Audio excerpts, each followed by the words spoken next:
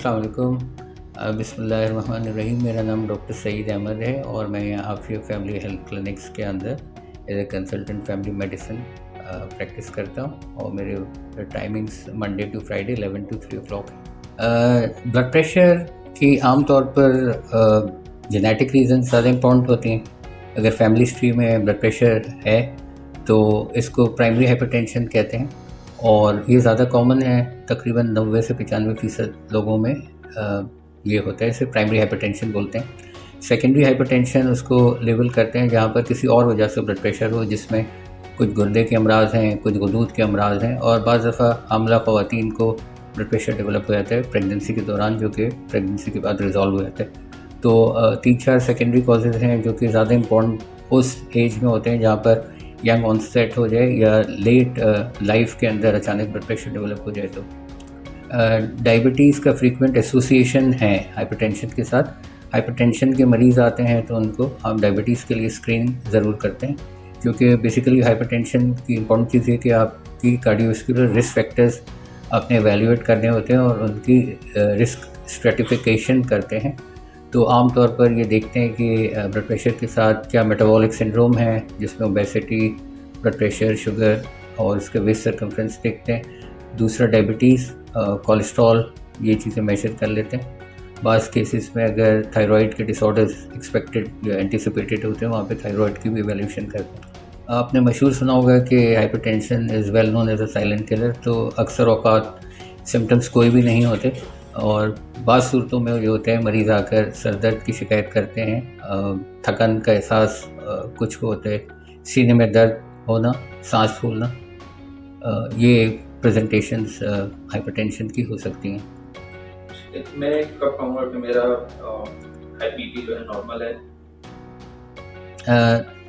जब blood pressure मरीज़ का चेक किया जाता है तो हमें ये इंश्योर करते हैं कि ब्लड प्रेशर की रिकॉर्डिंग सही की गई हो, जिसके मतलब बड़ी इम्पोर्टेंट इम्प्लिकेशन ये होती है कि फॉल्स हाई रीडिंग्स ना हो, डॉक्यूमेंटेड की गई हो कि ब्लड प्रेशर सही तरीके से लिया गया है।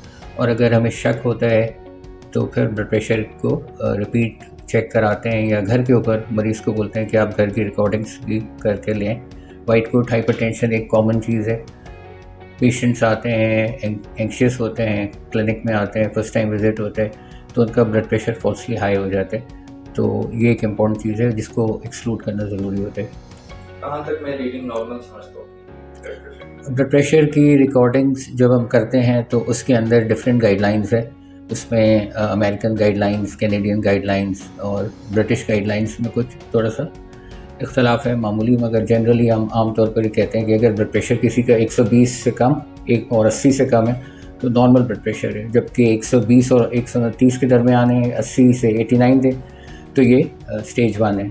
और फिर इस तरह लाइक ब्लड प्रेशर आपका 130 से 140 है और नीचे का डायस्टोलिक 90 या 100 के दरमियान है तो ये उससे बढ़ा हुआ प्रेशर होता है। और फिर अगर किसी को उससे मज़ीद एक्सीड कर रहा है तो फिर वो डेफिनेटली ट्रीटमेंट की ज़रूरत होती है।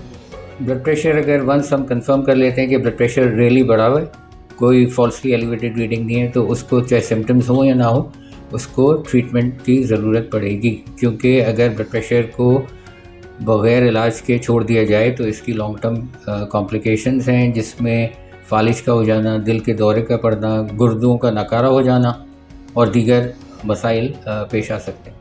ब्लड प्रेशर अगर किसी का बढ़ा हुआ कंफर्म हो जाता है तो उसको लाइफस्टाइल मॉडिफिकेशंस भी ज़रूरी होती हैं और बाज़ सूरत में जो है दवाइयों का इस्तेमाल करना बेहतर रहता है। मिसाल के तौर पर अगर किसी का ब्लड प्रेशर 160 और से ऊपर है या नीचे का 100 से ऊपर है तो उसको एक ही दवा नहीं बल्कि बाज़ दफ़ा 2 दवाओं से हम स्टार्ट करते हैं ट्रीटमेंट। और वो ट्रीटमेंट की क्लासेस डिफरेंट है, जिसमें हम diuretics, beta blockers, calcium antagonist हैं और एस इनहिबिटर्स या ARBs हैं। डिफरेंट 4 क्लासेस हैं। फिर उसी हिसाब से मरीज़ की एज, सेक्स देखते हुए दवा और उसकी कोमॉर्बिड्स क्या हैं, क्या को एसोसिएटेड कंडीशंस, उनको देख के इनमें से एक ग्रुप सेलेक्ट करते हैं, एक ग्रुप या दूसरा ग्रुप। और फिर वो लाइफस्टाइल मॉडिफिकेशंस के साथ भी, जिसमें ख़ास तौर पर सॉल्ट का एक्सेसिव इंटेक अवॉइड करते हैं। वंस ब्लड प्रेशर स्टेबल हो तो वॉकिंग एक्सरसाइज है। डाइट के अंदर लिपिड्स को जब एवेल्यूएट कर लेने के बाद वो उसके अंदर भी हम उसको फिर उसी हिसाब से ट्रीटमेंट में एडवाइस देते हैं। ये ऐसी बीमारी है जिसका बाज़ दफ़ा आपको पता उस वक्त तक नहीं चलता जब तक कि आपको कोई मेजर डिजीज़ ना हो जाए। बाज़ मरीज़ जो हैं वो स्ट्रोक के वक्त पहली दफ़ा पता चलता है कि उनको ब्लड प्रेशर था, बाज़ दफ़ा हार्ट अटैक के वक्त पता चलता है कि जी लॉन्ग स्टैंडिंग ब्लड प्रेशर था। तो गुर्दे के अमराज बाज़ दफ़ा एडवांस हो चुके होते हैं और पता ही चलता है कि अनरिकग्नाइज्ड ब्लड प्रेशर था जिसने किडनीज़ को अफेक्ट किया और किडनी फेलियर्स हो गया है और बाज़ दफ़ा डायलिसिस की ज़रूरत भी पड़ जाती है मरीज़ों को स्टेज पे। ब्लड प्रेशर आम तौर पर हम मरीज़ को ये बोलते हैं कि ये जब क्लिनिक में मेरे पास आता है तो भी इंश्योर कि वो ज़्यादा एग्जर्ट करके ना आया हो, कम से कम 5 मिनट का उसको रेस्ट मिला हो।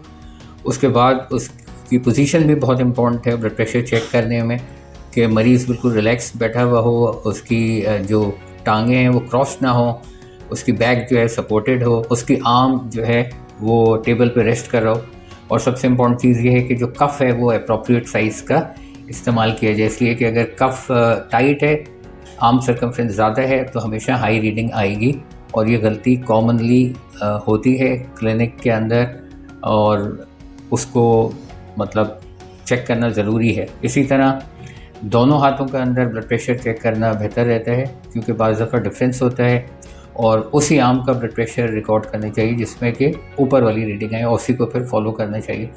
जहाँ तक वक्त का ताल्लुक़ है तो प्रेफरेबली जब मरीज़ अगर अपने घर पे होम मॉनिटर करते हैं तो उसको रिकमेंड ये करते हैं कि अगर वो दिन में चेक कर रहे हैं तो शाम में रीडिंग्स ना लें, ऑल्टरनेट ना करें, बल्कि उसी वक्त लें क्योंकि दिन और शाम में ब्लड प्रेशर के अंदर फ़र्क हो सकता है। आखिर में मैं इस बात को दोबारा एम्फेसाइज़ करूँगा कि ब्लड प्रेशर चूँकि एक जानलेवा बीमारी साबित हो सकती है तो इसको इग्नोर ना किया जाए। अगर आप या आपके अहले ख़ानदान में कोई भी ब्लड प्रेशर का मरीज़ है, अपने प्राइमरी हेल्थ केयर फिजिशियन को ज़रूर कांटेक्ट करना चाहिए ताकि उसका प्रॉपर मैनेजमेंट हो सके।